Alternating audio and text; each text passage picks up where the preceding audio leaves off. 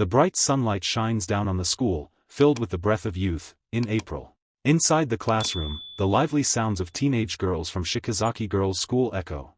A girl with long hair, feeling hot, uses a fan to blow air inside her collar. At the same time, a blonde girl receives a water bottle from a classmate. A girl with short hair is chatting animatedly with her classmate, and a sweet voice echoes in the stuffy room. Hey, Suda sits quietly on his chair, watching the girls across from him, and inwardly rejoices. There are definitely a lot of guys who would be jealous seeing this. At this moment, he places his hands on the desk with a very serious expression. You're probably wondering how someone like me can be so calm in this situation, right? The blonde girl cheerfully unbuttons her shirt while holding a water spray bottle in her hand. Thanks for the spray bottle. Suddenly, Suda's face flushes red as if burned by a flame, and he widens his eyes. It's not like that.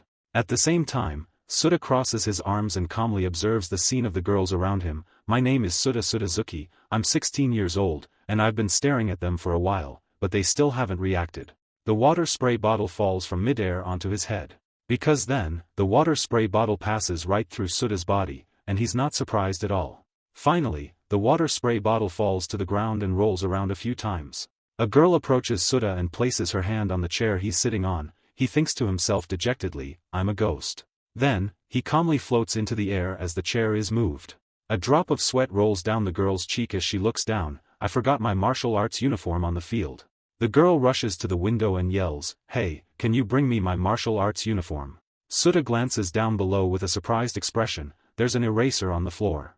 Immediately after that, he bows his head while his eyes glance at the girl standing right next to him. I'm just trying to pick up the eraser that fell on the floor. Suda's hand slowly closes the distance to the eraser. Suddenly, just as his hand closes, the eraser passes right through, but of course, I can't touch it.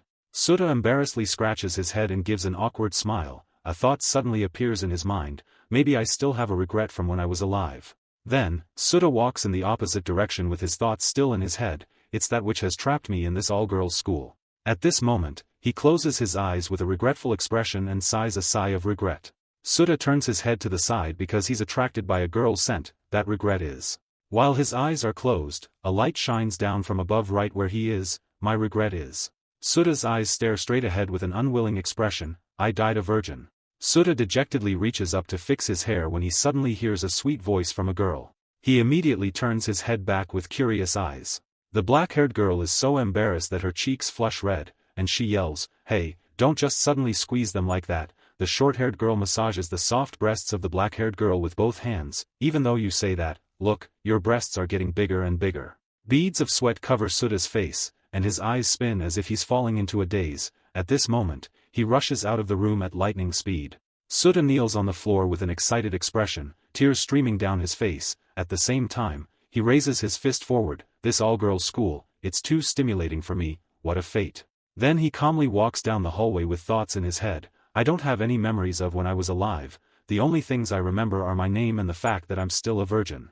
Unanswered questions constantly appear in Suda's mind. Also, I don't know why, but I can't leave this paradise. Finally, he reassures himself, that means I can't step out of the grounds of this all-girls school. Suda sits in a corner of the gym classroom, therefore, I can only watch them study. At another time, he crosses his arms and stands right next to a girl who is reading a book. In Suda's sight is the scene of loose shirt collars revealing the white breasts inside, or he's freeloading and reading the books they're reading. His face flushes red with embarrassment, but he still doesn't take his eyes off. At this moment, he hides behind the lockers in the school.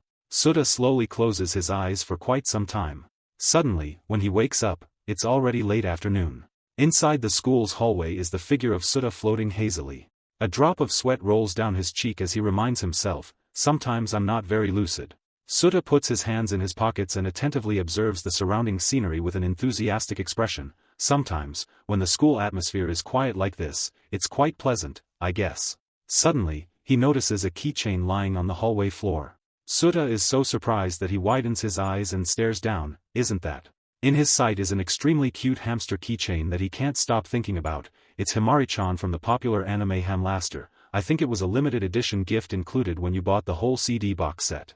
He immediately bowed his head and reached out for the keychain with a regretful look. Too bad, how could I have forgotten it in a place like this? Suda was thinking when he suddenly saw Kurari's hand reaching for the keychain. What's wrong with its owner? How could she leave it here alone? When he faced Kurari, he was so surprised that he stared at her with wide eyes. In the soft afternoon sunlight, both she and he were looking at each other with astonished expressions. Suda excitedly thought to himself when he saw her beautiful, sun-like face, she's so pretty. His cheeks flushed red like ripe strawberries because he was too shy to speak. A drop of sweat rolled down Kirari's cheek, and she immediately backed away with a disgusted tone. Why is there a boy here? This is a girls' school. Suda was so panicked that he stared wide-eyed at the opposite direction. Meanwhile, the afternoon sunlight shone through Suda's body. Kirari was sweating profusely and was so scared that her mouth dropped open, her whole body trembled and she was drenched in sweat. At this moment, she screamed so loudly that the sound echoed throughout the school. Help, someone! It seemed that this meeting had begun a new love affair. This is how the image of Suda being cherished by Kirari appears, a girl's story, along with Kirari's extremely happy face when she sees Suda with a still virgin ghost. Right now, Kirari was so scared that she was sweating profusely and didn't dare open her eyes as she screamed. Suda was equally panicked and hurriedly turned his back to her and ran away as fast as he could. Crap, I've been seen. She secretly opened her eyes and looked in the opposite direction. Suddenly Kirari saw him running away, reached out her arm and said, "Hey, you." At the same time, Suda squatted on the corridor, panting for breath from exhaustion. A drop of sweat rolled down his cheek as he bowed his head. Suda recalled the scene where he and she had seen each other. Then he frowned with a look of surprise, then he put his hand on his chest and thought, I was scared to death. Did that girl really see me? Does she have psychic abilities? Kirari's fair face with sparkling eyes appeared in Suda's memory, causing him to blush shyly. But she's really pretty. Suddenly his expression turned sad. It seems like time is almost up. Kirari furrowed her brows, and at the same time she gritted her teeth, trying to run forward quickly. As soon as she stood in front of the door of the room, then she only saw an empty room with a silent atmosphere. Sweat rolled down Kirari's cheek, and at the same time she put her hand to cover her mouth with a scared expression. He disappeared. The girls' school in the morning with bustling sounds of chatter. The next day, a blonde schoolgirl happily chatted with her black-haired friend standing next to her. Another group of schoolgirls brought lunch boxes and invited each other to eat together. Suda's cheeks flushed as he saw the schoolgirls wearing short skirts walking around the classroom. Today is just like any other day, everyone is still so cute. Suddenly he was startled when he felt that he was being watched, making the hairs on the back of his neck stand on end. Suda slowly glanced to the side with a suspicious look. Kirari seriously walked forward. At this moment she put her hands on her hips and stood right in front of Suda with eyes as if she was holding back her anger. Suda was panicked and sweating profusely, then his mouth dropped open as he thought in his head, it's the girl from yesterday. Kirari furrowed her brows full of irritation as she looked at him, and at the same time she pointed her hand towards the back. Come here now. At this moment, his hair stood on end, and Suda's mouth dropped open without being able to speak. Sweat dripped down his face as he trailed behind her. Kirari is so scary, she really can see me. Kirari turned her head to look back and then pointed her hand towards the stairs. I have something to say to you, let's go to the roof. At the same time, Suda walked up the stairs both scared and nervous. He looked up with a very tense expression along with the thought appearing in his head, this is the first time someone has seen me. In front of him was the sight of Kirari's short skirt moving with her every step, full of charm. His cheeks flushed red like ripe tomatoes and he secretly cheered in his heart. Suddenly Kirari reached her arm back and immediately covered her skirt. Suda regretfully opened his eyes wide and at the same time reached his arm forward. At this time Kirari glanced back with a shy face and then she said irritably, hey, I know you're looking. When he was caught, Suda was so startled that his mouth dropped open and he couldn't explain. Kirari glared at him angrily, it's no use pretending. Suda was embarrassed and glanced away, then whistled, no way. After reaching the rooftop, she opened the door. On the spacious rooftop, Kirari stretched comfortably, basking in the sunlight. Suda, filled with curiosity, carefully observed the surrounding scenery, then thought to himself, I've wandered around the school a lot, but this is the first time I've been on the rooftop. Suddenly, at this moment, he heard Kirari's voice, hey, you. Kirari glanced at him, while pushing back her blonde hair, and wondered, are you a ghost? Why are you loitering around my school? Suda was so surprised that he stared wide-eyed at her, sweat ran down his cheek, and he scratched his face as he replied, actually, I don't remember anything. When I woke up, I was already here. I guess I'm some kind of localized spirit, huh? At this moment, Suda gave a forced smile as he extended his hand forward, but one thing I'm sure of is that there seems to be something still keeping me attached to this world. Kirari seriously observed the scene in front of her. I see. An image of a hamster keychain appeared in Suda's memory, and he wondered, more importantly, the limited edition Himari-chan plushie from yesterday's CD. I mean, what did you do with that stuffed animal? As soon as she heard Suta's question, she flinched. You didn't throw it away, did you? Then Kirari stepped in front of Suta, extremely close. Don't keep calling me you, my parents gave me the super cute name Kirari, you know. He was so flustered that his face turned completely red, and he thought in surprise, who just calls a girl by her name like that? I'm a virgin, you know. Suta closed his eyes and smiled helplessly, while extending his hand forward as if accepting a deal. Okay, I understand. Right now Kirari put her hand in her pocket and rummaged around inside. So you also know Himatan in Hamu Star. Her rosy lips kept moving, attracting him. Surprise came out from his throat. Suddenly she grabbed the keychain with both hands and brought it right in front of Suta. Kirari cherished the plushie in her hands, then closed her eyes with a face as flushed as a ripe cherry. This plushie is mine, I'm a huge fan of hamusta, manga, and anime too. Then she sighed and glanced at him. You know this plushie is a bonus item, so you like it too, right? The black hair on the top of Suta's head suddenly moved. Sweat ran down his cheek as he glanced away and scratched his chin. If you ask if I like it or not, I guess I do. Kirari heard the answer and excitedly widened her round, sparkling eyes. Next, she happily approached Suta with an enthusiastic expression and a radiant smile on her lips. I knew it. Hey, in Hamu Star, which character do you like the most, and do you like any other anime? Suta was so embarrassed that he was sweating profusely, too close. The sky was clear, white clouds drifted lazily, both Suta and Kirari chatted lively as they sat on the rooftop, creating a harmonious atmosphere. Then, Kirari stood up and extended her arm forward with a cheerful tone. It's the first time I've been able to talk about anime this much, it's so fun. She turned her head to the side with an amused smile on her lips. Hey, what's your name? Suta shyly looked at Kirari and then hesitated. I'm Suta, what's up? At the same time, Kirari smiled so happily that she closed her eyes and praised, that's a nice name. The sky above seemed to witness everything, then Suta, the wind blew, causing Kirari's golden blonde hair to flutter. Suta. Kirari placed her arms behind her back and gave a sweet smile. If you want, I'll help you be liberated. When he heard that, Suta widened his eyes in surprise and stared at her. She still had a radiant smile on her face and tilted her head to look down. A line of thought like a seed has been sown in the minds of Suta and Kirari. He will aim for the goal of liberation. A question has been raised that has not been answered. Can Kirari resolve Suta's regret? In the classroom, Suta folded his arms and stood watching Kirari diligently take notes on the lecture. Kirari bowed her head and looked down with a serious expression as she held a pen and took notes. Suddenly he bent over and sneaked a look at Kirari's desk.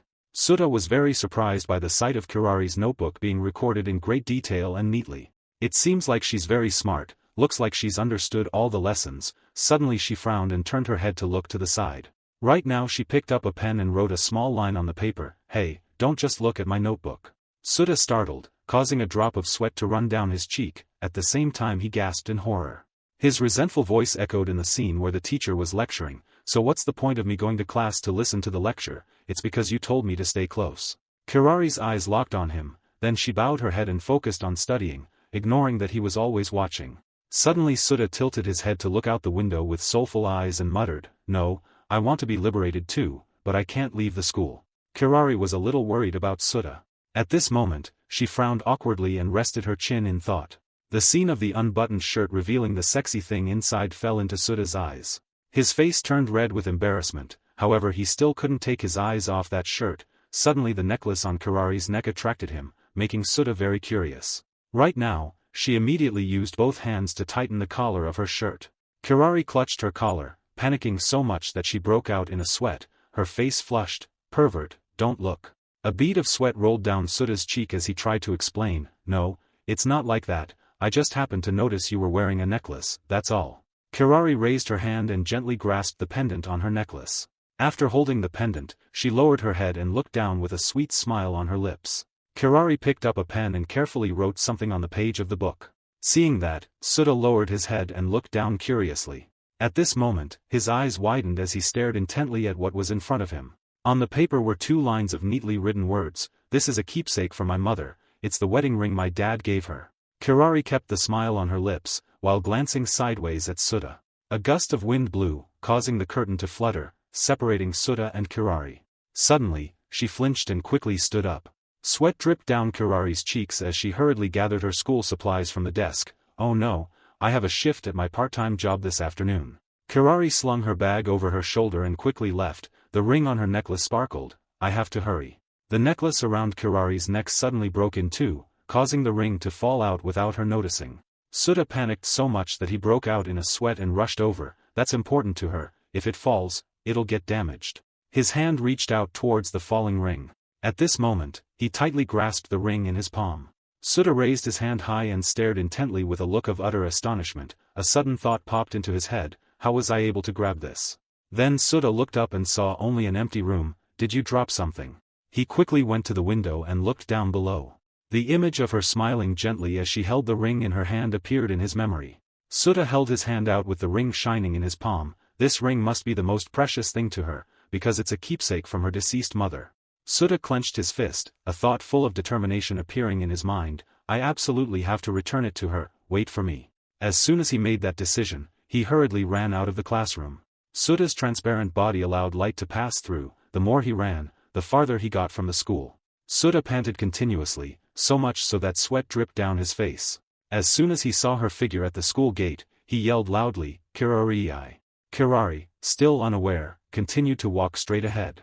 At this moment, he yelled and ran to catch up with Kirari. Kirari, wait. He kept running headlong, even closing his eyes, while she heard his voice and turned to look behind her.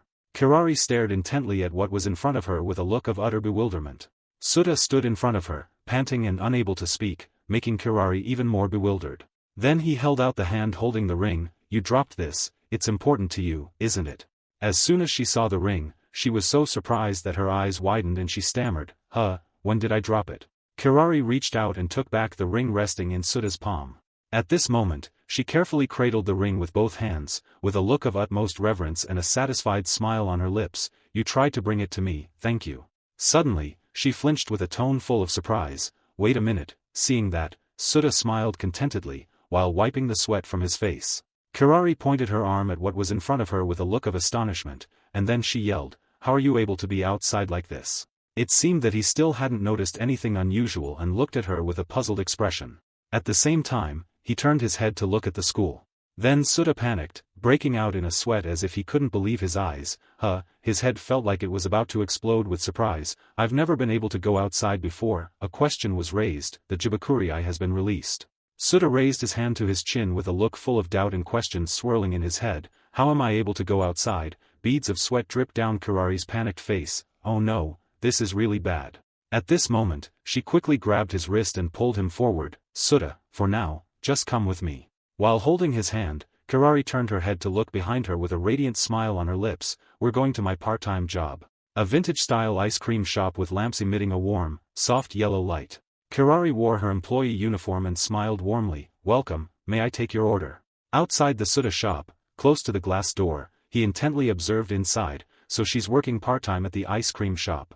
Just then, she happily presented the ice cream cup forward with both hands. Sorry for the wait. At the same time, Kirari stood at the cashier to greet customers. Thank you.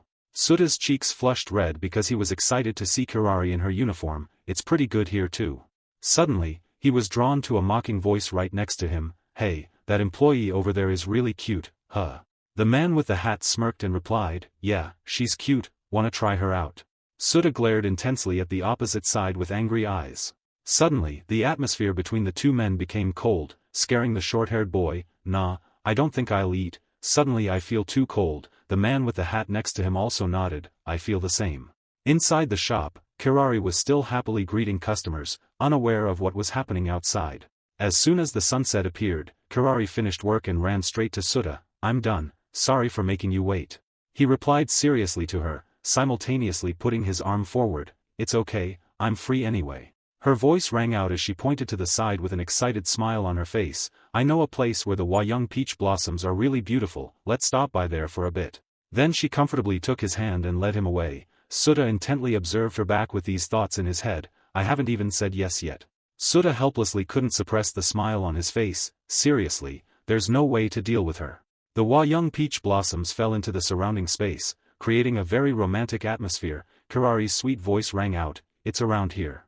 The wind blew, causing her hair to flutter. While Kirari was still engrossed in admiring nature, you can see both the train and the Wayang island at the same time. It seemed that Suda was attracted by the light pink flowers falling from the sky. He couldn't stop feeling before the sight of the full-blown Wayang peach blossoms. it's so beautiful.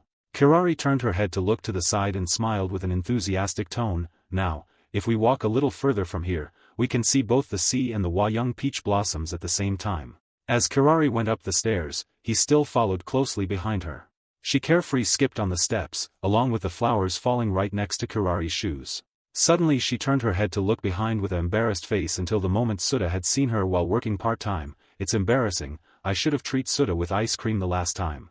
Hearing her say that, he closed his eyes with a helpless expression. Yeah, thanks. Even though he seemed calm on the outside, Suda's internal emotions were in chaos, so he closed his eyes to hide his embarrassment. This is the first time I've been alone with a girl like this, my heart is beating so fast. Suddenly he felt a pulling force drawing him towards the opposite side.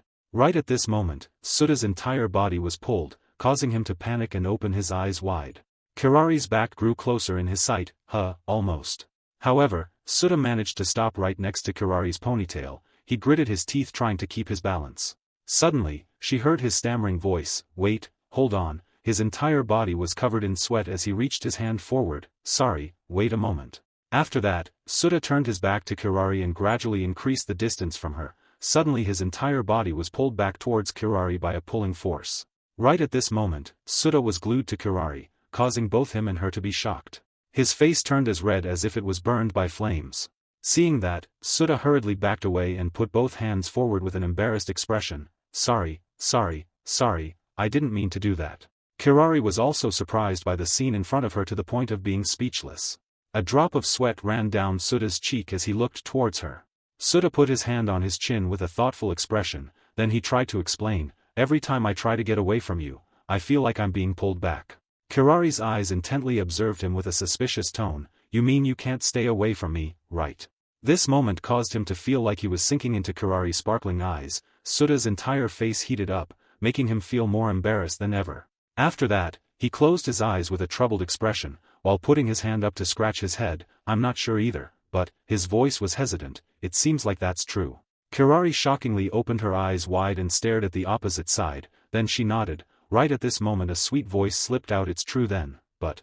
Her face was both teasing and amused as she looked at him. Then, Kirari smiles, did you really have to suddenly hug me like that? Sweat dripped down Suda's body, then he hurriedly knelt down right in front of Kirari. I was wrong, I'll do anything you say, please forgive me. Kirari eagerly glanced to the side when she heard the key phrase in his words. Right at this moment, Kirari held up 2 fingers and she gave a bright smile on her face. You said you'll do anything, right? I heard everything. A gust of wind carried the soft peach blossoms down and blew the ends of Kirari's hair, carrying her voice. Well then, the short skirt shifted slightly as Kirari turned around. Kirari's beautiful face became even more prominent under the cherry blossom trees. She pointed her index finger towards the sweet smile on her lips and suggested to him, let's go on a date next time, okay? Inside Kirari's sparkling eyes, she seemed to only reflect Suda's figure, and from that date onwards, Suda has to call me by my name. Her full lips were pale pink like the petals of a young peach blossom. It's Kirari, got it. Suda was startled with such surprise that he gaped without saying a word. His cheeks flushed red no less than the flower petals, and he thought to himself, a date, and I'm going with a girl. The more he thought, the redder Suda's face became, causing him to raise his hand to cover his mouth. A date with a girl. In that unfamiliar atmosphere, pink rays of light began to creep in. A romantic comedy situation was coming. On a beautiful morning, Suda, as usual, waited right at the school gate. Sweat streamed down his cheeks as he clenched his mouth shut from the tension. Suda wandered around the school grounds with a restless mood, constantly thinking, so, today is really a date, is she just teasing me? Suddenly, from behind, Kirari's sweet voice rang out as she ran forward cheerfully, Suda. Kirari wore a very beautiful pink dress, and at the same time, she smiled and raised her hand to greet him. Sorry to keep you waiting, Suda hesitantly replied in confusion. His heart, as soon as he saw her, felt like it wanted to jump out of his chest along with 2 cheeks that were flushed red with shyness. She looked so pretty and super cute too. Suda became so flustered that he sweated, and he quickly glanced in another direction. Is that your casual wear? Kirari stared at him and replied, well, it's Saturday today. Images of Kirari wearing alluring outfits with short skirts appeared in his imagination. When it comes to gyro casual wear, I thought it would be this style or that style. Right now, she extended her arm forward with her palm open. Come on. Suda widened his eyes in surprise and didn't have time to react. After that, Kirari comfortably took his hand with a radiant smile on her lips as she pulled him away from school. Let's go. The clear blue sky above silently watched the footsteps of the two of them.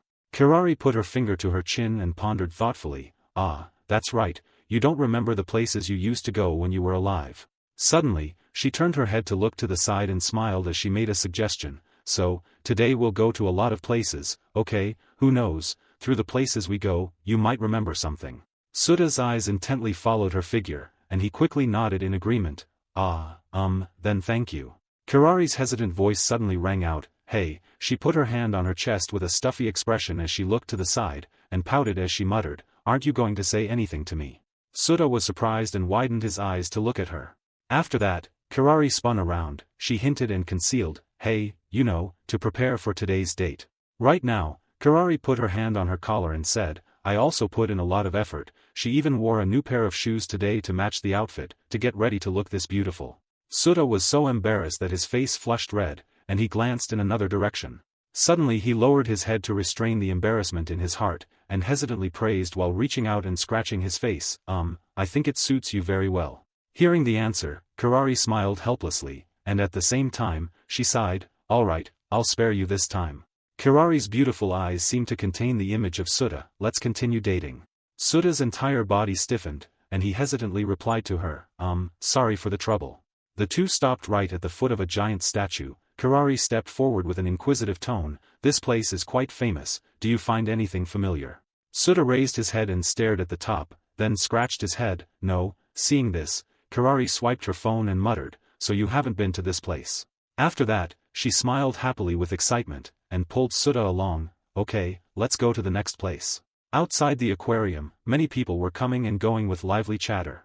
As soon as she saw the penguin, Kirari quickly shouted excitedly, Suta, look, it's a penguin, it's so cute. Suta stared intently at the scene in front of him, yeah. Suddenly, Kirari widened her eyes and looked with an extremely curious expression. Next, she pointed to the crowd with a face full of excitement, Suta, let's go over there too. He quickly put his arm out with a panicked expression and warned, hey, be careful not to fall. Kirari frowned, angrily looking at Suta, you. Right now, she tightened the strap of the bag in her hand with an annoyed tone and reminded Suta, hey, you promised you would call me by my name. Sweat dripped down Suta's face as he pointed at her, but that's just a promise from you. Kirari closed her eyes in dissatisfaction and turned her head to the side, is that so? When she saw Kirari leave, Suta panicked and followed behind, hey, wait. Sweat dripped down his flushed cheeks, and Suta hesitantly shouted, Kirari. After hearing Suta's shout, she stopped. Right now, Kirari turned her head to look behind with a cunning expression and a radiant smile on her lips, good, that's the way. In Kirari and Suta's eyes at this moment was the scene of a large tank containing many creatures of the sea. She raised her hand to hold the ring she was wearing around her neck, you know, my name is. Kirari closed her eyes and smiled sweetly as she explained, it's the first name my deceased mother came up with when she was thinking of naming her daughter. Suta tilted his head, looking at her curiously, so he listened in silence. As soon as he glanced down, he was surprised to hear her voice, so it's also one of the most precious things to me. Kirari's reflection in the aquarium glass showed her turning her head to look at Suta. By the way, this date spot is pretty famous, doesn't it seem familiar or ring a bell? Suta blankly replied, nope, not at all. Kirari's face showed a hint of disappointment, oh, okay. As the sky turned to afternoon, Kirari and Suta arrived at the train station to wait. Sweat dripped down his cheek as he scratched his chin, I'm sorry, you've worked hard for me all day and haven't gotten anything out of it. On the contrary, Kirari was still very happy with an excited smile on her face. At the same time, she held up 2 fingers, it's okay, besides, I had a lot of fun today. She stepped in front of him and comforted him, so don't be sad, Suta. He scratched his face shyly and secretly thought to himself, I'm not sad at all, I'm actually feeling lightheaded with happiness. Suta's cheeks were flushed red with embarrassment at the sudden thought that popped into his head, could it be that I'm happy because I went on a date today? The sunset light filtered through the trees. The breeze blew, causing Kirari's hair and dress to flutter gently. Her eyes gazed into the distance, inadvertently drawing others in. Suta widened his eyes and stared intently at the opposite direction with a surprised expression. Then, he frantically put his hand to his head and muttered to himself, why do I feel like I've seen this scene before? A new question was posed to himself, could this be related to Suta's memories from when he was alive? Kirari turned her head towards Suta as soon as she heard his hesitant voice, I don't know why, but... The image of a black-haired girl's back suddenly appeared in his memory, I feel like I've seen this scene before. Sweat dripped down Suda's cheeks, and he put his hand to his head in exhaustion, but I can't remember what happened back then, I only have a vague memory. She attentively observed the scene in front of her. Then, Kurari clenched her hand and smiled with a very happy tone. Even so, it means that what we've been doing hasn't been in vain, we've finally seen a little clue. Suda's eyes were fixed on Kurari's figure. Sudden thoughts popped into his head as he looked at the train station scene in the evening. Maybe I've been to this train station before, or maybe I have. Kurari's sweet voice suddenly rang out, if we can restore your lost memories little by little. She stepped closer and closer to Suda, causing him to be surprised and quickly step back. She stared at Suda and smiled gently, then maybe someday you'll be able to pass on. Suda's cheeks flushed red with embarrassment to the point where he was sweating. Suddenly, a teasing whistle rang out from a distance. A guy in a hat suddenly came up to Kurari with an excited look. Wow, you're so cute. Another guy immediately coaxed with a lustful face, wanna hang out with us? Both Kurari and Suda looked at the two guys with disgust.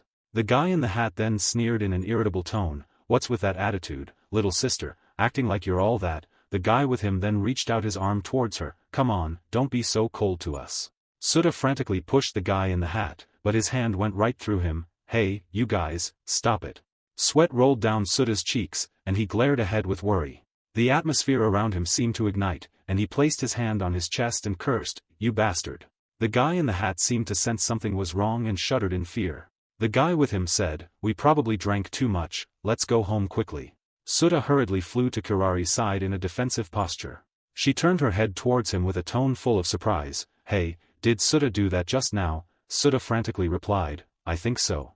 At this time, Kurari couldn't control her emotions and smiled excitedly, praising him non-stop. You're so cool, thank you so much for helping me. He shyly remained silent while scratching his face. Meanwhile, Kurari sighed and complained, those guys from before were really scary. Suda's face was full of regret as he imagined himself being a hero and saving Kurari.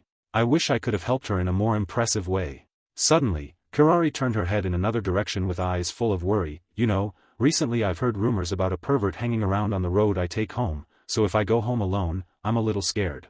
At the same time, Suda scratched his head and hesitantly suggested to Kurari, well, then, to test my strength, I can take you home, okay. Kurari's face was now full of surprise and happiness mixed together. Would that be okay? Suda's cheeks flushed red like ripe strawberries, and he quickly nodded, yeah, it's okay. Suddenly, Kurari stepped forward and tightly grasped Suda's hands. It seemed that Kurari herself didn't find it strange to hold his hands, and she even smiled excitedly, I'm so happy, thank you. As the sun set, the stars twinkled in the sky.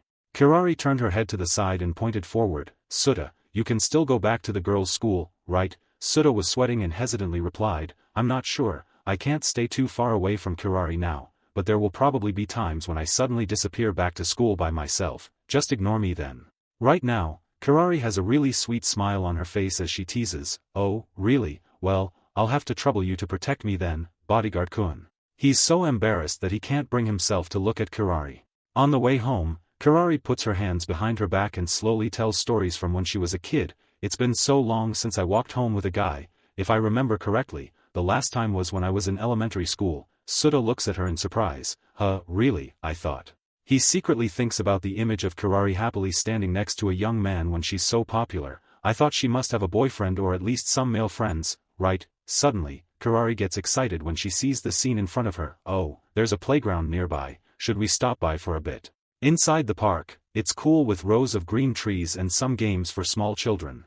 Kurari sits on the swing with a very happy expression, and she laughs so much that she closes her eyes. I used to come here and play on the swings with my friends a lot. Kurari's fair thighs are revealed from under her pink skirt. Back then, I was the one who swung the highest. I didn't even need to stand up, I just sat and swung. Kurari's skirt flies up as the swing flies high, while she happily plays around. Don't you think I'm awesome? She looks up at the sky with a look full of secrets. You know, I've been through a lot, and I still can't forget those things. Suddenly, Kurari jumps off the swing quickly. That's why I rarely hang out with friends alone. The wind blows Kurari's hair as she puts her hands behind her back and looks at the park. Also, I've never experienced what it's like to date.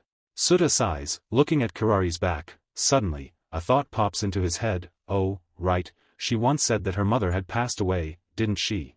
A notification sound comes from the phone in Kurari's hand, making her curious to glance down. A message. Who sent it? While Kirari is scrolling through her phone to see the notification, Suda turns his head to look in another direction. Right now, he looks down with wide eyes. In Suda's sight are Kirari's shoes right in front of his feet, Then he looks up and meets Kirari's face. She's holding her phone in her hand just as the corners of her eyes are filled with tears, making Suda worry and think in his head, what's wrong, why is she suddenly crying? Suda frantically steps forward with a worried look on his face. Why are you suddenly crying? She hurriedly puts her hand forward, trying to wipe away the tears at the same time. Oh, it's not what you think, sorry. Right now, she uses both hands to wipe away her tears, smiling at him at the same time. It's because I'm too happy that I'm crying. Just as her voice rings out, he sees the phone brought right in front of him, because I just received a message from my dad. Kirari's voice trembles as if she's holding back her emotions. Dad sent me a birthday message. Look, on the phone screen is a message from Kirari's dad, a little late, but happy birthday, daughter. Dad hopes this year will be a great year for you, from your dad. A drop of sweat rolls down Suda's cheek, and then he sighs with relief. Oh, that's it, you scared me. Suda glances at her with suspicious thoughts in his head. She's happy, so why is she crying so much? At the same time, Kirari smiles with a very happy expression. Then, she closes her eyes and explains, my dad is working abroad, because he's so far away. The message came a little late. Just as the plane flies across the sky, Kirari speaks up, it's because of the time difference. Sometimes, Dad even forgets my birthday. He stares at Kirari's back. Suddenly, Suda hears her voice, making him surprised. Hey. The scene of the beach with the sunset peeking in the distance appears after Kirari's words. Or should we go out to the beach? She happily watches the scene around her intently. It's so beautiful. Meanwhile, he follows after her. Yeah, Suda awkwardly scratches his face, and then he closes his eyes. It's been so long since I've seen the sea like this. At the same time, she smiles, enjoying the cool breeze from the ocean. Suddenly, Kirari looks down with a pensive look. She stands facing the sunset with a sad tone. Do you remember when I told you my mother had passed away? My mother died because of me. A drop of sweat runs down his cheek as he widens his eyes and looks ahead. Kirari places her hand on her chest, where her heart is still throbbing. My mother died because she gave birth to me. After that, my dad sent me, I was still a baby at the time, to be cared for by my grandmother, and then my dad immediately went to work. Tears are gathering in the corners of her eyes. Kirari hesitates and explains, I think my dad doesn't dare to face me because seeing me will remind him of that pain. Suda is so shocked that his mouth drops open. How could that be? His head is filled with worry and shock. How could that be? He looks at her back. Oh, right now, Suda's mind is blank. I don't know what to say. The scene of her kneeling in front of her grandmother's altar appears in Kirari's story. After that, my grandmother was the one who took care of me since I was little. She passed away when I was in 9th grade, so now I live alone in that house. Memories of holding her grandmother's hand and going for walks flood back. I used to love it when my grandmother came to pick me up when I was playing in the park. Kirari looks down with a nostalgic smile on her lips. At that time, I always said, I'm not going home, I want to play more. Grandma also let me eat snacks freely. It seems like she can see her grandmother's kind face appearing in the sky. My grandma, she always had a smile on her face when she was with me. Tears are about to fall down her cheek. Kirari bites her lip with regret. Sometimes, I think, is it because of me that my grandma passed away too? His face is full of worry along with thoughts in his head. Even though she smiles every day, it turns out she's always been bearing such a burden. Kirari sobs and cries, someone like me. Sweat is dripping down his face as Suda hears Kirari's broken voice. I shouldn't have been born, if my existence only makes everyone suffer. Suda immediately yells loudly, no, that's not true, Kirari, every day at school, I'm all alone. She turned her head to look behind her with a surprised expression. Because he was too embarrassed, he stammered, but since I met you, Kirari, I've been much happier. Suda's cheeks are flushed red, embarrassed. He placed his hand on his chest. If you weren't born into this world, I don't know what I would do. She herself was also moved, and her face flushed red uncontrollably. Kirari clenched her mouth shut, as if suppressing her emotions. Suddenly, he saw her shoe fly up, causing Suda to panic and chase after her. What are you doing? Kirari walked barefoot into the clear, cool water. Right then, she used both hands to lift her dress high and playfully splashed in the sea. Coming to such a beautiful beach and not playing in the water would be a waste, not enjoying this moment would be a regret. He hurriedly walked towards her when he heard Kirari exclaim, it's so cold. A sudden thought appeared in Suda's mind, today is her birthday, isn't it? Sweat rolled down his cheeks as he tried to sing, happy. The melodious sound of music came from Suda's throat, happy birthday to you. She turned her head to look behind her because she was attracted by his singing, "Happy birthday to you, Kirari." Suda glanced to the side with an embarrassed expression, "Happy birthday to you." His face flushed red, and he scratched his head and stammered, "Oh, well, you said earlier that today is your birthday, so sorry, I just found out today is your birthday." His eyes looked down intently, and then he smiled. "When I was little, my mom often sang this song on my birthday. I loved listening to her sing, and I still remember it vividly." Kirari opened her eyes wide and stared straight ahead when she heard his voice, "So, I also want you to feel as happy as I did then, Kirari." He himself was also embarrassed, but he still mustered all his courage and smiled at her. "Sorry, this is all I can do for you, so once again, happy birthday to you." Her hand was placed on her chest, and Kirari tried to hold back her tears. Right then, he frantically moved around her with a worried expression. "Why are you crying again?" Kirari lowered her head and looked down, then hesitantly replied, "Thank you." Then she looked ahead with a sweet smile on her face. "Thank you, Suda." Kirari was a bit shy, causing her cheeks to flush red, and she smiled, "I'm really happy right now. It's strange, isn't it? I don't know why, but I feel like I can tell you everything now." Suda's face flushed red as if burned by a fire. Thoughts appeared in his head as he placed his hand on his chest and felt his heartbeat. "What is this? Why do I feel?" That strange feeling crept into his heart when he saw Kirari's happy smiling face. He didn't understand why, but at that moment his feelings, the feelings of fluttering, sprouted in Suda's heart as soon as he saw Kirari. "I think I like Kirari." Thoughts constantly appeared in his head from the time he took her home. After that trip to the beach, he couldn't remember what he had done because he kept thinking about his own feelings. From the classroom window, you could see the sky at dusk.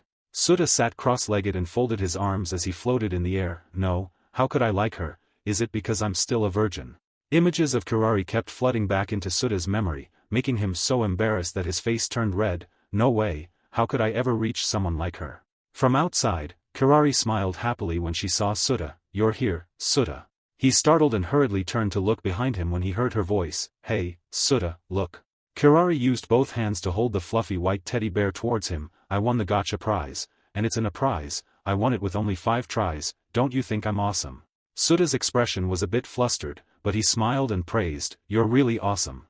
Right then, she excitedly hugged the teddy bear tightly to her chest. "I'm too awesome, right?" Kirari closed her eyes as she rubbed her head against the teddy bear with a satisfied look. "Ever since I got this teddy bear, I've been hugging it all the time, even when I sleep." Himatan. Suda placed both hands on his chest as he felt the arrow of love enter his heart. "Kirari and Himatan, they're both so incredibly cute."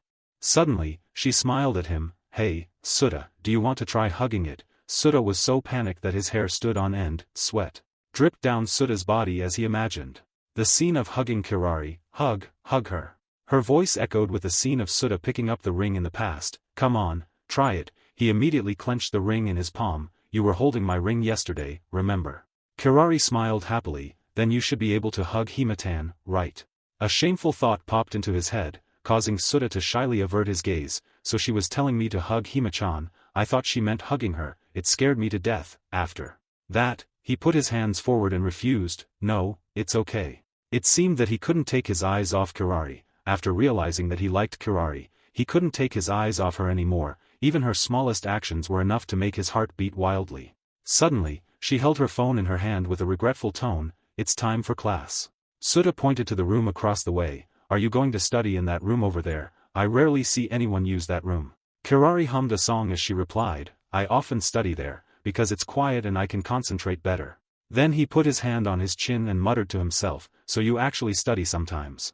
Kirari frowned, and turned to Suda with an annoyed tone. "Hey, what do you mean by that? Do I look like a bad student to you?" Her voice echoed as she reminded him, "Let me tell you something." Kirari walked to the room and half closed her eyes as she looked ahead. "In middle school, I was always in the top 5 in the whole school, you know." His face was so astonished that his eyes widened. "Huh, really?" Right now, she put her book bag on the desk and took out a notebook. "It's me." At the same time, he sat right next to her and watched attentively. "Top 5 in the whole school, so she's extremely smart. I didn't expect that." Kirari raised her hand to adjust her glasses, then she smiled shyly. "I don't want to get bad grades, because if I do, my dad won't like me anymore." His eyes stared at Kirari with thoughts swirling in his head. "So that's the reason." The book on the table was open, and she was diligently taking notes and encouraging herself. "Come on." Meanwhile Suda turned away looking shyly. "Even though it was usually just the two of us, this was the first time I felt nervous being alone with him like this. On the contrary, my heart was pounding when I saw Kirari studying hard. It was the first time I saw him. Suta's cheeks were flushed red like strawberries, making such a serious face. Suddenly, Kirari panicked, her voice full of surprise. Huh? He asked worriedly, what's wrong? Kirari rested her chin on her hand and looked down at the book. I don't know how to do this problem at all. Suta came over to her and looked in the direction Kirari was pointing. Let's see. Then he pointed to a corner of the book. For this problem, you have to use this formula. Kirari nodded and replied, oh, I see. Her face was full of surprise. Kirari raised her hand to cover her mouth. Wow, Suta, how do you know how to do this? Suta scratched his face awkwardly and explained, I suddenly remembered when I wanted to show you earlier. Hearing him say that, Kirari smiled with interest and excitement. Oh, really? At the same time, she rested her chin on her hands and smiled brightly. So, if I have any difficult problems in the future, can I ask you for help, Suta? Suta glanced away. No problem, but inside, he was panicking with a heart-fluttering feeling that was so cute it was killing him. The black-haired student opened the door and came inside. Kirari-san, so you're here. There's a guy waiting for you at the school gate. He said he's looking for you. Right now. Kirari turned her head towards the door. Really? Then she stood up, took off her glasses, and sighed. Thanks for taking the trouble to let me know. Kirari's voice rang out as she placed her glasses on the book. Suta, I'll be back in a bit. Suta couldn't stop thinking, it's only natural that she attracts so many guys. He stared at the open door of the room, because she's so cute. Then he reached for the pen on the desk, but Suta couldn't grab it. Suta. He looked down at his hand with a sad expression. And me. A stream of black air slowly flew in, as if to cling to the back of Suta's neck. Suddenly, Kirari entered the room with an awkward expression, and at the same time she wiped her sweat. Suta, sorry for making you wait. In her sight was an empty and dark room. Suta. In the fading sunset in the school hallway, Kirari happily poked her head into the classroom door, sincerely apologetic. Suta, sorry for making you wait, let's go home now, okay? She looked at the empty rows of desks and no one answered, calling softly, Suta. Kirari looked around anxiously, calling out, Suta, where are you? Suta hid in a corner behind the door, watching her back as she frantically searched for him. He was silent, lost in his own world. Suta had been avoiding Kirari ever since that day. I've been trying to avoid Kirari. In the days that followed, she kept looking into the empty classroom, searching for him. Kirari sighed heavily and left, unaware that Suta was lurking behind, watching her. It's strange, I haven't seen him around lately. A short-haired brunette saw her muttering something as she walked by and asked, what did you just say? She waved her hands in embarrassment. Oh, it's nothing. He was still behind her, looking at Kirari with a smoky gaze. Later, Suta stood in the classroom silently watching her during gym class. I feel a little guilty for suddenly disappearing without saying anything to her, and I don't want to know what she said to the guy she met the other day. Below, Kirari was running with all her might. The brunette girl running behind her exclaimed, Kirari, you're really fast. When they finished running, she looked at Kirari intently and asked, are you sure you're not going to join the track and field club? You were invited yesterday. She hesitated and replied, oh, I turned it down. If I join the club, I won't have time to work part-time. The brunette girl asked excitedly, you still work at the ice cream shop, can I come visit sometime? She immediately agreed, saying generously, sure, I'll give you a special serving. Suta was always with Kirari in the way that he would watch her from a distance, so, that's what she looks like when she's talking to her friends. He watched her tie her hair into a ponytail and thought in amazement, she's already cute with her hair down, but she's even. At this moment, Suta leaned on the fence and realized something was wrong. Wait, why am I just staring at Kirari like this? He looked at Kirari's radiant smile and muttered to himself in self-reproach, I'm already a ghost, and I'm falling for someone, what an idiot. Suta narrowed his eyes, accepting his fate, I'm already dead. He turned away, his eyes shifting elsewhere, coming up with a solution. Kirari still cares about me. Maybe I should try looking at other girls, maybe this feeling will suddenly disappear. No sooner said than done, Suta immediately took off. At the staircase, a girl with red hair blushed and said awkwardly, don't you think her skirt is too short? I saw her underwear when she went up the stairs. The blonde girl was surprised, really, I thought this length was pretty modest. The pleated skirt fluttered slightly with the blonde girl's steps. Suta, expressionless, squatted under the stairs, listlessly watching the short-skirted schoolgirl with crystal clarity. His eyes drooped with disappointment, inexplicably finding it all rather ordinary. Suta wandered to the basketball court, passing the ball, urging, pass it, go ahead and shoot. The girl in the blue shirt caught the ball. The girl in blue jumped and threw the ball into the basket. revealing her slender, pale waist. He sat in a corner to watch, a feeling of longing rising in Suta's heart. I miss her so much. Kirari's delicate face appeared in his mind. Suta remembered when she smiled brightly and took his hand, remembered the times he talked to her. Then he thought of Kirari's dazzling smile on the sunset beach, reaching out to him whenever he was with her. Suta curved his lips into a helpless smile. Looks like I'm a lost cause. He walked towards the exit of the school. I should probably go for a walk to clear my head. Suta dejectedly dragged his feet. If I met her now, I'd probably die of embarrassment. As he was walking, he was suddenly blocked by an invisible wall. Suta clutched his swollen red cheek, utterly confused. He stared in disbelief. Why can't I? Oh, but then he realized, that's right, I forgot I can't leave this place without Kirari. Suta helplessly muttered, what should I do? Kirari's golden blonde hair was blown up by a gentle breeze. His wrist was suddenly grabbed. Suta saw that familiar figure and was surprised. Kirari resolutely pulled him out of the school. Suta gaped, stuttering. He looked at Kirari's teary, about to cry eyes, and a feeling of extreme confusion rose in his heart. I can't escape her anymore. Her eyes sparkled with suppressed tears as she choked out, I finally found you. He was flustered and speechless, looking down. Suta suddenly saw something and broke out in a cold sweat. Behind Kirari were female students looking at her strange actions and whispering in confusion, what's going on? What is that girl doing there? He frowned and stood motionless. Then Suta grabbed Kirari's hand and ran, even though she didn't understand what was happening. Hey, just follow me. Dark clouds gathered, completely obscuring the sunlight from above. He stopped on a deserted stretch of road, still holding her hand tightly, thinking, this place should be okay. Kirari, out of breath from running, asked, hey, what's going on? Why did you drag me here? Suta turned to look at her, quickly explaining, no one can see me except you. If we had stayed there, people would have thought you were weird. Individual raindrops gently fell, lightly touching the ground. Kirari, who never paid attention to gossip, replied somberly, so what? I don't care about that at all, hey. Frustrated and hurt, she shouted at Suta, why did you suddenly disappear yesterday? I had to look for you everywhere, you know. He was silent for a moment, then casually said, what's wrong with me disappearing? Kirari retorted loudly, but it's a big deal to me. The rain was getting heavier. She grabbed the strap of her bag, sobbing, and said, I thought you had passed on. Suta listened silently, saying nothing. After a moment, he hesitated and advised, instead of standing here arguing, you should go home, or you'll get soaked. Kirari, whose clothes were soaked by the rain, said softly, it's good that you've calmed down, but... She looked up at him sincerely, choked with emotion, and confessed, I feel so lonely when you're not around. Kirari's words made Suta's cheeks flush slightly. His eyes darted elsewhere, thinking to himself, I've always wondered why I can interact with Kirari, and it's still a mystery without explanation. Suta looked at her standing in front of him and finally realized the reason for everything. Now I know the answer, all of this is because of her, I like Kirari. He glanced down at his own faint, ghostly hand, filled with helplessness, but even if I know I like her.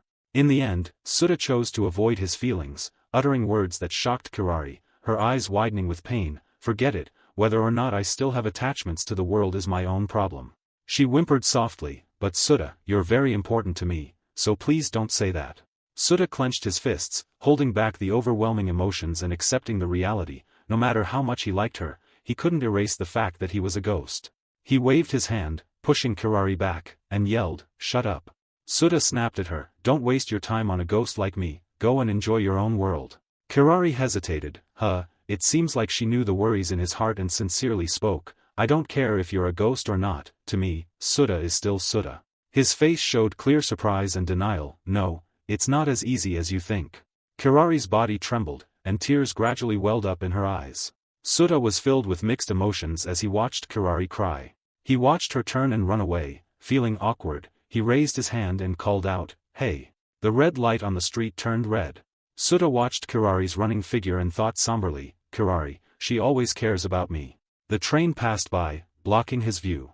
Suta, panicked, was stopped by the barrier, standing in the rain, he thought about Kirari. He recalled the time when Kirari was with him on the train, she didn't care about the disapproving glances from others and happily chatted, she didn't care if he was a ghost or not. When the train had passed, the barrier was gradually raised. Suta walked away with heavy steps. His face was full of contemplation, and Suta's figure gradually became blurred. Suddenly, a wave of pain surged into his head.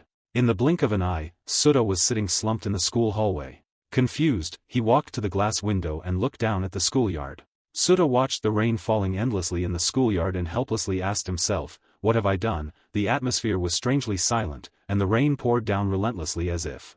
Suda remembered the moment Kirari ran away in the pouring rain. He was stopped by the train barrier and stood watching her run away, crying in frustration. Kirari's tearful face kept appearing in Suda's mind. The train suddenly passed, blocking his view of her back, and his heart filled with guilt. I intended to find her and apologize, but today, Kirari's figure was nowhere to be seen in class, and there was only a note on her desk: she is absent from school today because she is sick. Suda leaned back against the window, his eyes looking out at the schoolyard, wondering, I wonder if she's looking at this rain right now.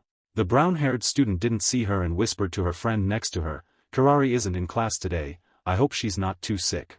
The brown-haired girl, feeling confused, continued, now that I think about it, Kirari rarely gets sick. She hasn't replied to my messages yet. The black-haired student placed her hand on the desk and prayed, I hope she gets well soon. She placed the paper on Kirari's desk, so I'll just leave this printed homework in her desk, okay? The two girls unexpectedly found a letter and a small bag in her desk. What's in her desk? What is this? The black-haired student stood up abruptly, looked at the letter in the brown-haired girl's hand, and said, oh, this is a handwritten letter from Kirari. Suda, standing to the side, felt a little surprised when he heard that. Kirari wrote a letter. Has she ever written a letter before? The brown-haired student looked at the title on the letter addressed to Suda, realizing that this letter was for Suda, so this letter is written to a boy. The black-haired girl was curious, I wonder what's inside. The brown-haired student remembered Kirari saying, she said she wanted to send a thank you to someone so much that she had to secretly write it. The brown-haired girl, remembering Kirari's flustered expression, continued, I always thought Kirari wasn't interested in romantic things, but it seems like she wrote this for something. The black-haired student said with heartfelt emotion, if she had said she liked a boy from the beginning, I would definitely help, because she always listens to me when I confide in her. The brown-haired girl regretted, that's right, she's too secretive, I wish she had told us. Suda listened to the conversation in a daze. A letter for me. He stood still as the students gradually left. Later, when the lights in the classroom were turned off and it was pitch black, Suda was still standing glued to that corner. He reached out to take the letter in Kirari's desk, wondering, why did she have to go to the trouble of writing a letter? Suda's hand paused slightly. He pulled his hand back, hesitating whether to take the letter or not because he might not be able to touch it. Each of Suda's fingers gradually stretched out, and he touched the letter she sent him. Suda's eyes widened, surprised that he could touch the letter. How can I touch it? He picked up the letter and gently opened it. Suda read each line of the letter. To Suda, I thought it might be better to send it by letter. Thank you for organizing my birthday, I was so happy. Thank you for helping me study too. I didn't expect you to be so smart. Then you'll probably be like, why say you didn't expect it? I can already imagine it. Because you're a ghost. I don't know how much longer we can be together. But I hope we can still be together even for just one more day. I hope we can spend time together again. From Kirari. In his mind, he saw Kirari's bright smile as she wrote the letter. To Suda, I thought it might be better to send it by letter. Thank you for organizing my birthday. The image of her standing and watching Suda awkwardly scratch his head, his face flushed red. I was so happy. The scene of her holding a practice test, smiling gently, looking at Suda as he taught her, thank you for helping me study, I didn't expect you to be this smart. Then surely you'll say something like, why did you say, didn't expect? I can imagine it already. Then another scene of him leaning against the wall, arms crossed, eyes following Kirari as she worked on her assignment, because you're a ghost, I don't know how much longer we can be together. Each line of words reminded Suda of when she eagerly leaned in close to him, but I hope we can still be together, even if it's just for one more day. An image of the two of them standing under a poetic cherry blossom tree. In that moment, Kirari's bright smiling face appeared in his mind as she pulled his hand and took it. I hope we can spend time together again. From Kirari. After reading the letter, Suda was silent, softly calling her name in his head, Kirari. He opened the string that tied the bag of fruit. Suda looked at the keychain Kirari gave him, and emotions welled up. Kirari. He hesitated and spoke, Kirari, she. Suda remembered his actions, pushing her away, shut up, and Suda then remembered Kirari's shocked, hurt face when she heard him say those bitter words, don't waste time with a ghost like me, go and enjoy your own world. He imagined her carefully selecting a gift for him. She must have put a lot of effort into preparing this gift, she really gave everything for me. Kirari gave a happy smile, hugging the bag of gifts to her chest. Kirari. Unconsciously, Suda gripped the keychain tightly, and tears of regret streamed down his face. I'm sorry. He hurriedly ran out of the classroom, I want to see you. Suda glided through the hallway, then rushed down each floor. I want to see you, sincerely apologize, and say thank you. He rushed out into the schoolyard, full of remorse. I want to apologize to you. Suda stood in the heavy rain, panting. He raised his hand to his head, helpless against the invisible barrier, thinking, but if it weren't for Kirari, I wouldn't be able to leave here. Suda lifted his foot.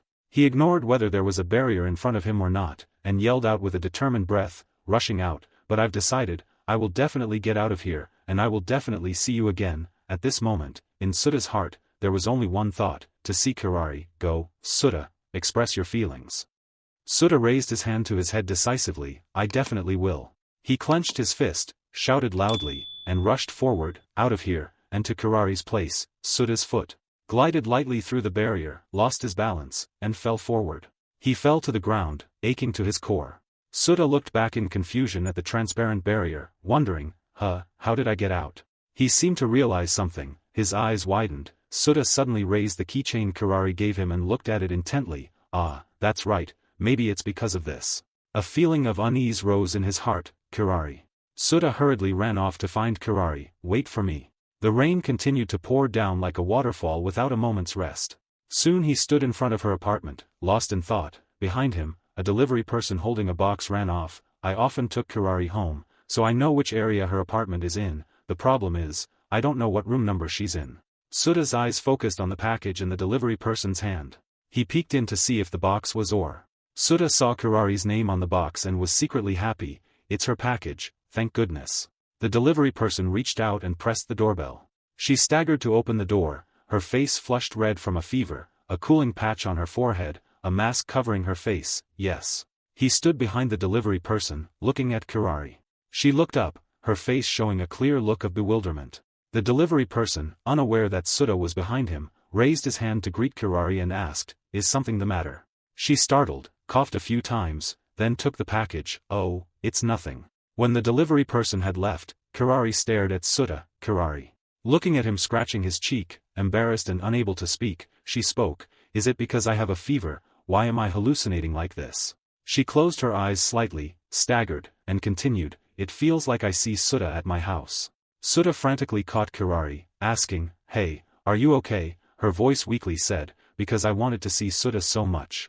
Her body was getting hotter and hotter, coughing constantly, mumbling, I'm glad I got a fever, I finally get to see you again, I'm so happy. He worriedly advised, stop talking, quickly go back to bed and rest. Suda looked around, his voice full of worry, which room is yours? A while later, he found Kirari's room nameplate, Kirari's room.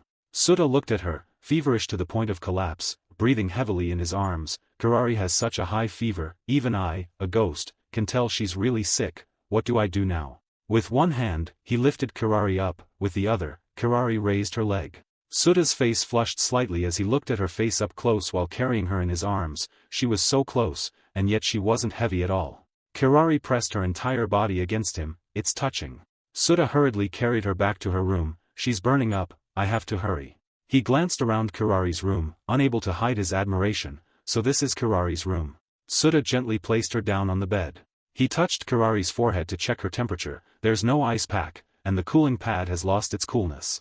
He opened the door and hurried to find another cooling pad. I have to replace this one right away. Suda hesitantly turned the doorknob and whispered, sorry for touching your things without asking, I'll ask for permission first. He silently observed the living room connected to the kitchen. Suda was bewildered and broke out in a cold sweat. I don't understand why this place doesn't look like a normal home. The image of him looking at Kirari's back as the sun set appeared in his mind. Her mother died giving birth to her, then her father sent her to her grandmother when she was a newborn, and then her father went abroad to work, so, she's been living alone in a place like this all this time. Suda walked to the kitchen, wondering, this is the kitchen, right? He opened the refrigerator and saw the cooling pad in the corner of the door. Ah, there it is. Suda stared in astonishment at his hand holding the cooling pad. Why, how can I touch the refrigerator and the cooling pad? So, he struggled to touch everything around Kirari's kitchen. That's right, maybe it's because everything belongs to Kirari that I can touch them. After searching for a while, Suda finally found the ice pack in the cabinet. The ice pack is here. Then he got some water and a towel. After getting everything he needed, he returned to Kirari's room with the cooling pad. She sighed in relief as Suda placed the cooling pad on her forehead. That feels so good. Kirari, exhausted, but with a gentle smile on her lips, said, "So it wasn't a dream, Suda is really here, thank you." He replied awkwardly, "No, I'm the one who should be apologizing for touching your things without permission, I'm sorry." Her face showed clear happiness as she continued, "Living alone like this is really hard, so I'm so glad you came here." Suda was silent for a moment, then stammered awkwardly, "I saw that thing in your desk, thank you for the letter and the gift." He lowered his head apologetically, "And I'm sorry for what I said yesterday, I felt insecure because I'm a ghost, so I accidentally said harsh things to Kirari yesterday, I'm really sorry." Kirari closed her eyes and smiled gently, "It's okay." Suda continued to express his feelings, "I'm glad that Kirari cares about me, and when you said that I'm important to you, then I..." He was interrupted by her, "But the reason I have that attitude is because..." Kirari's face flushed, covered in sweat, and she said sincerely, "I like a Suda who is sincere, kind, and thoughtful like this." Suda looked at her in surprise. At that moment, his face became hot, red lines appeared on his cheeks, and he raised his hand to his chest, like, a moment of hesitation between the two, so, they both have the same feelings. Suda looked at Kirari, who had just fallen asleep, "She's asleep." She frowned slightly and let out a small moan, tormented by the fever. He looked at her uncomfortably, turned to face the other way, and pulled up the blanket, "It seems like she's cold and sweating too." The rain finally stopped, leaving only clear droplets silently clinging to the leaves. The curtains in Kirari's bedroom were drawn, preventing the sunlight from shining in. She slowly opened her eyes. Kirari sat up abruptly, looking confused and wondering, when did I fall asleep?" She looked up and saw Suda with his eyes closed, sitting cross-armed and floating in the air. She called out softly, "Suda, he's floating." Kirari smiled gently and praised, "So cute." She raised her eyebrows and reached up to touch the cooling pad on her forehead. Kirari's heart warmed, and she murmured, "He took care of me all night." She remembered the first moment she met Suda, since meeting Suda. He quietly stood behind her, watching Kirari's back amidst the Wa-Young-Dao scenery. Then she thought of Suda standing behind her on the beach at sunset, whimpering. She smiled gently at Suda and said sincerely, "Thank you, Suda." Kirari reached out to him. After the rain, the sky gradually brightened, and a rainbow appeared on the horizon. As evening approached, the air outside Kirari's house became unusually cool and pleasant. Suda was still asleep, vaguely feeling her gentle hands softly stroking his hair. He had never felt so relaxed and comfortable. "I don't know why, but my head feels so comfortable and soft." Suda's eyes fluttered open, "When did I fall asleep? Oh right, how's Kirari?" She let him rest his head on her lap, her hand rhythmically stroking his soft hair. "You're awake." Kirari looked down at Suda, a smile on her lips, and said, "Hello." He jumped, quickly backed away, and stammered, how did this happen?" She smoothed her hair, looked away, and replied, "Because if I didn't hold you back, I was afraid you'd fly away somewhere." Suda pointed to his face in confusion and asked, Really, do I fly away when I'm asleep?" Kirari smiled happily, her eyes squinting, and thanked him, "You took care of me all night, didn't you? Thank you." Suda scratched his cheek awkwardly, "Oh, it was nothing, but how are you? Are you feeling better?" She looked at him with sparkling eyes and said, "Thanks to your care, I'm completely better now." He was flustered, "That's great." Kirari's voice rang out again, admitting, "But I intentionally didn't go to school today." Suda wondered, why? Her hands carefully peeled off the tape on the cardboard box. Kirari excitedly showed him the new disc she bought. The Hamu Star Extended Edition on Blu-ray just arrived yesterday. Suda gaped, thinking to himself, so that's what was in the package yesterday. She cheerfully suggested, "Let's watch it together, okay?" He agreed, confused and hesitant. "Okay." Kirari then said, "Oh, before we watch, let me take a shower first, okay?" Suda's face turned red, and he awkwardly said, She stood up, closed one eye, raised her index finger, and warned, "You're not allowed to peek." "Okay," he shouted embarrassedly, who would want to peek?" Kirari pointed at Suda, feigning disbelief, "Really, because there's someone a little perverted here, you know." His face turned even redder, and he stammered, "Who, why?" He leaned back, his mouth agape in shock, "Me, I didn't do anything yesterday, come on." A movie was playing on the TV, the sound echoing softly in the room. Suda and Kirari happily sat down to watch the movie. When the movie reached a sad scene, they both couldn't help but shed tears. Her eyes still glued to the movie on TV, she suggested, "This is so good, since we're watching it together, how about we watch the regular version from the beginning?" He immediately agreed, "Okay." The movie came to an end. Suda's voice rang out as he saw the sunset slowly painting the sky in golden hues. "It's getting late," he said quickly, "I should head home." "Oh, okay." Kirari walked Suda to the door. She smiled and waved goodbye. I really appreciate it, see you at school, okay?